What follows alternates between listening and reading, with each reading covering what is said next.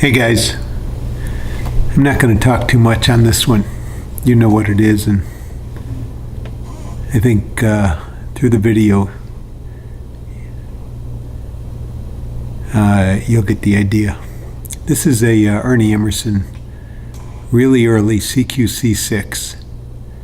This is probably a knife or two away, knife or two after Ernie quit using the Half Moon logo. This is a deluxe one. This was in someone's collection. Looks like he carried it a few times. The edge is literally perfect. Well, there's one nick right there. There's one little something. The rest of it's perfect. You can see it's never been refurbed because that buff line is still there. Ernie made this in 94. It's got just about every hallmark of a Half Moon 6. It's got the Penetrator point blade. It's got the old style scales. It's got the low ramp, the old style bolsters, I'm sorry. This is one of Ernie's special pieces. That's hand-checkered scales. So Ernie took a file and cross-cut and diamond cross-cut the pattern by hand on both sides.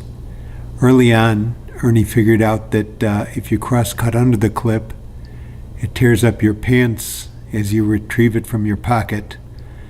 That's why you see he doesn't, he quit cross-cutting above the clip. Again, you've got grip from the clip, so that's not really the issue. This is a special piece for sure. I know I said I'd shut up, but I just enjoy this knife so much. This one's also got perfect lockup. We didn't know it at the time. Threaded-Bolster, of course. You can see it's been carried a little, again, because of the blade condition. It hasn't been used, but the original owner definitely carried it a couple of times. It was made in 94, so this is in remarkable shape.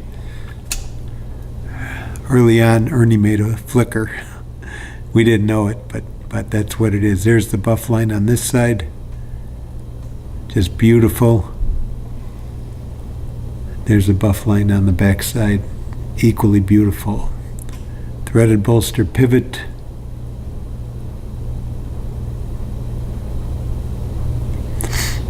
Look at the dovetailing he did.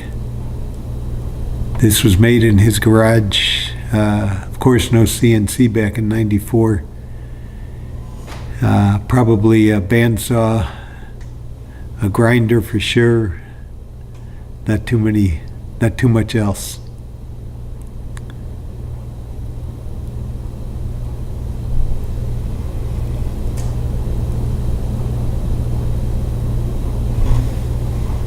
The action's exceptional. Blade's dead center. Now keep in mind it's a chisel grind. It's only ground on one side, so it's always gonna slant to the clip side. It's always gonna look like it's off center, but it's not. It's the blade is ground straight. It's not ground on this side, but it is ground away on that side. That's why we get that. That's his old thumb stud screw. Early pivot. The bead blast on the bolster is very different. It's much finer. The knife, a knife or two before this one, Ernie took a blade that he had stamped with the Emerson Half Moon logo, which would have been right about there. He bead blasted the logo, the Half Moon logo, off because he had his new Spec War logo. So there's one knife that I know of that has both logos. Really an important piece because it's got both logos, even though the Half Moon is real faint. You can't see it. When I saw this knife, I came across it. When I saw it, I was sure this was going to be the second one I'd ever seen with the Half Moon logo on it, but it doesn't. It does not, in fact, have it.